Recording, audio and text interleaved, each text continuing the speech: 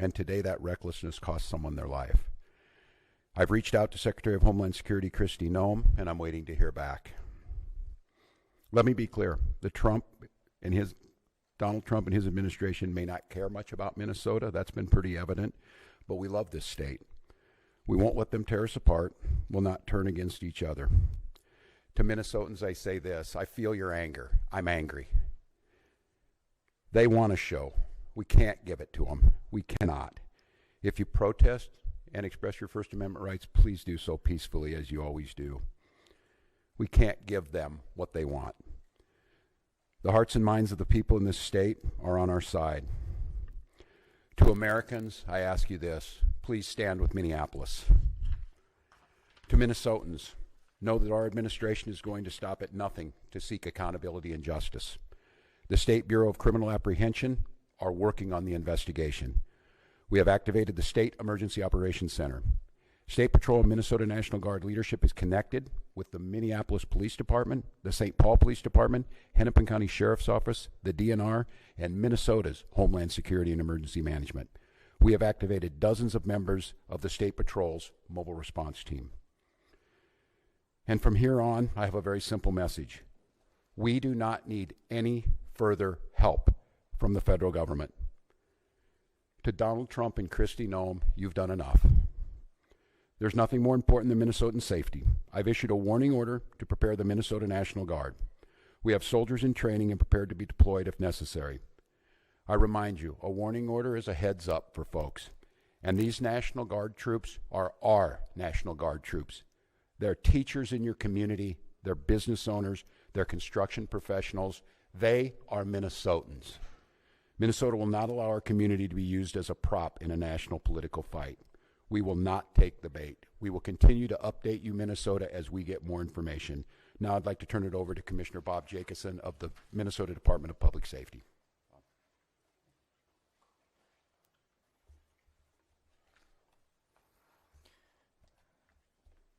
Thank you, Governor.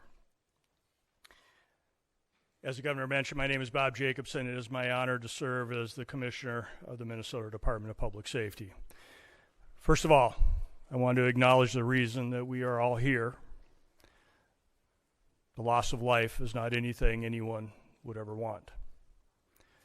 We fully expect that the community will want to peacefully demonstrate their anger or frustration. Minnesota residents and visitors have the right to peacefully demonstrate.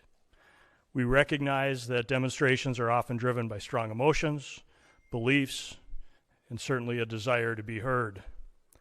Our role is to help ensure everyone can express themselves without anyone getting hurt. The Minnesota Department of Public Safety's role through the Minnesota State Patrol is to ensure safety, protect constitutional rights, keep roads accessible, and above all, to prevent harm. Our top priority is public safety. Our focus is keeping demonstrators, community members, drivers, and law enforcement safe, especially during moments of heightened tension or uncertainty. Demonstrations must remain safe and lawful, particularly around roadways. We will join with our partners to support safety while respecting the right to protest. With that in mind, I'd like to share a few safe and lawful ways to demonstrate.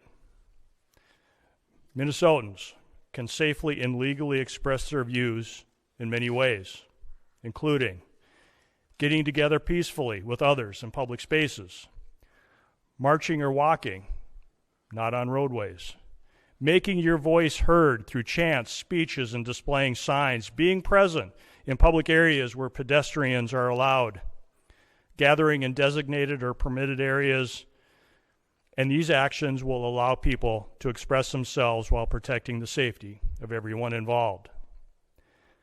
Unsafe or illegal actions could result in fines or arrests. Certain behaviors create serious hazards that threaten public safety, disrupt emergency services, or put people at risk. These actions could result in fines or arrest. Demonstrating on or entering a freeway on foot, walking on highways, throwing objects, starting or setting fires, damaging property or graffiti, using illegal fireworks, displaying or using illegal weapons, reckless or dangerous driving, especially near pedestrians, and certainly assault of aggressive or riotous behavior toward anyone. We all want definitive answers to what happened today. Our Bureau of Criminal Apprehension is working in conjunction with the FBI to investigate this morning's shooting. As you know, we don't comment on active investigations, but also keep in mind that this is an investigation is also in its infancy. So any speculation about what had happened would be just that. And we will not engage in speculation. With that, I will turn it back over to the governor. Thank you. Thanks, Commissioner. We'd be glad to take any questions. Yeah, and I can let General Schaefer talk about this. It so happens it's a training weekend. We've got about 7,500 troops in training at our sites, training sites across the state. What it is, and in the National Guard, you give a warning order, which is a heads up of something could be coming. That just allows people to think about what they would need, what it would mean to mobilize, what it would mean to put them in. And I could let the General talk a little bit about this. Obviously, since the summer of 2020, we had a lot of work done on teams being ready to make sure that civil unrest, and what that means, and I think Commissioner Jacobson was very clear, and I want Minnesotans to hear this from me. The desire to get out and protest and to speak up to this administration of how wrong this is, that is a patriotic duty at this point in time, but it needs to be done safely. And I think the commissioner simply just laid out some of those parameters. We can do that. This is the peaceful resistance that we need. Simon, you want to say a few things about what that means to have them on the ready? Yes, sir. Thank you, Governor. So for the military, Minnesota National Guard is comprised of 13,000 soldiers and airmen. We live all across and work throughout Minnesota.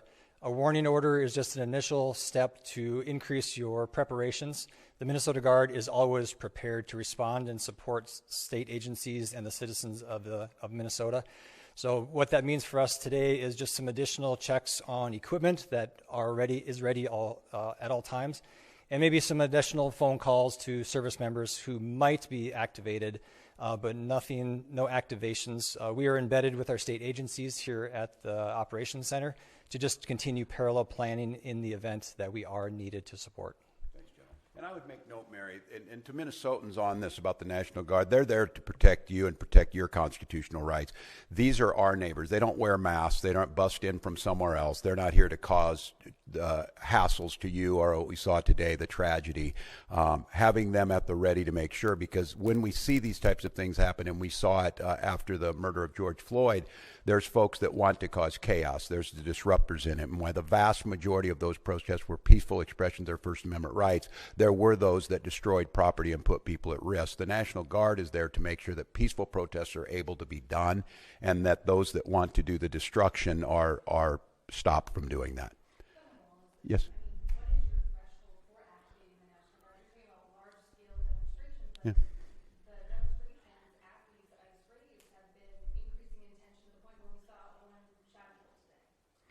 Yeah, and I think apparently by a federal agent, not by Minnesotans who were there to express their First Amendment rights.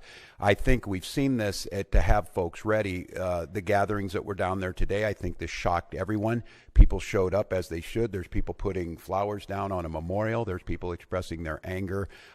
It's just as these situations develop, we decide when we need to move these people out. And I think the local reporters know well on this.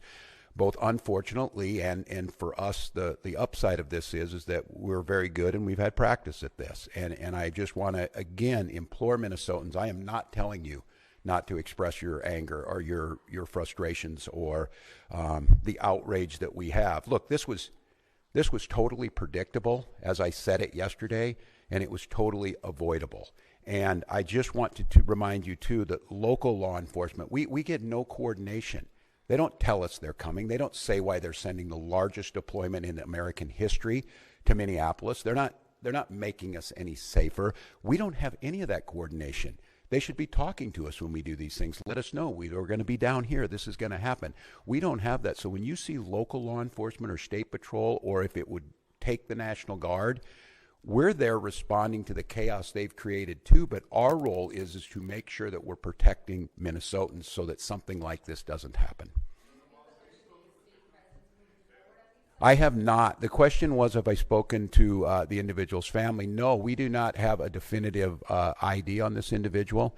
And I look, I'm going to note to all of you, I think it's really important, and the professionals do this, and they train me to do this. This is an open investigation. You need to be very careful about it. I know that many of you, myself included, have seen a very difficult video to watch, one where there's a family member watched their family member be shot and killed in front of them. It's beyond me that apparently from the federal government, from the Homeland Security Director herself, has already determined who this person was, what their motive was, and they hadn't even been taken out of the vehicle. We're not living in a normal world. And so, no, I have not. And I want to be very careful because I know how painful this is. I know how painful it is right now. I'm saying person and all that. This is a human being. This very well is an individual's child, a parent, and we don't know that yet. So no, I have not, but once we do, we will. So yes. Please.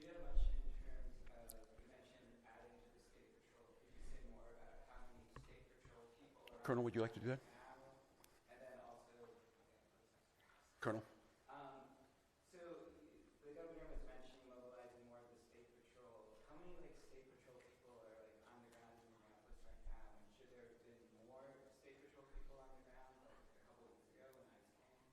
So the question was, how many State Patrol troopers have been deployed to the city of Minneapolis? Right now, we don't talk typical numbers because that is considered security information. We do have a specialized team that does deal with crowd control, and so they have been deployed. But again, they are from all over the state of Minnesota, so they will come in tiers to the state. No, it was in response to this event. One more.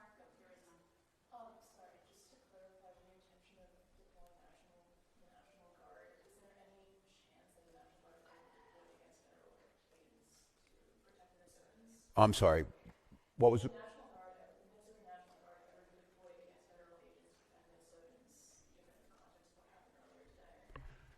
Well, I said this yesterday. We've never been at war with our federal government. I think in this case that the National Guard is their main mission. They have a dual mission. There's the federal mission when they're under Title 10 orders, and then they're under Title 32 orders. In this warning order, there's nothing officially been done yet. If I am to activate them as the Commander-in-Chief of the Minnesota National Guard, I will issue the executive order to the Minnesota National Guard, and then they will be put in state duty status. And as you've seen over the last few years, that could be flood prevention, that could be after a wind-blowing storm up in the north, up in Bemidji, or it could be COVID or George Floyd response. In this case, again, it doesn't necessarily change the mission. They're there to protect Minnesotans. They're there to serve Minnesotans. I think the thing that is so challenging in the moment we're in is we don't see a desire to work with us on public safety. We hear a demonization of our state. We see people coming in who don't know our community, and we see this massive display for the TVs that we're trying to understand how is this coordinated. And some of you watch the videos on there, total chaos. And look, I have very limited work in this is the training in the National Guard, but I've had a lot of training now to watch how our professionals operate. After this person was shot, federal agents milling around, touching the vehicle at a crime scene and things. I don't know what to tell you, and I don't quite know how to respond to the question other than my primary responsibility as governor is the protection of the people of Minnesota. And you can be assured, whether it's the State Patrol or whether it's the National Guard, their deployment is there to protect Minnesotans from whatever it is. If it's an act of nature, if it's a global pandemic, or in this case, if it is a rogue federal agent. I don't know at this time, and I want to be very careful. It's unprecedented that we have the federal government's already determined exactly what's happened here and the motives of an individual that we don't even know the name. They don't know the name, and that's very difficult. So, well, one more, Dana.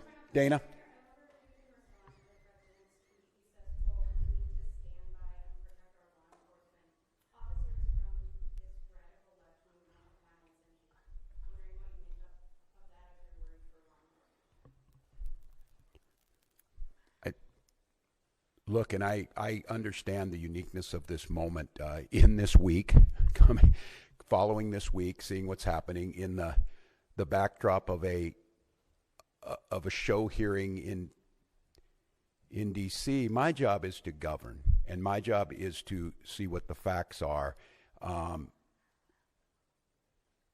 This happened a couple of hours ago, and we're already pitting American against American. All of you saw a video in your eyes. We have a chaotic situation caused by the largest deployment in American history of federal agents into a community with no communication to locals. We had a chaotic situation where an individual is in their car, shot and killed. And so, look, I want to be very cautious here, because Donald Trump will make this about me. He will make this about politics. This is about public safety, and this is about normalcy. To Americans who are watching this, if you're in Portland or you're in LA or you're in Chicago or you're wherever they're coming next, stand with us. Stand with us against this. This was so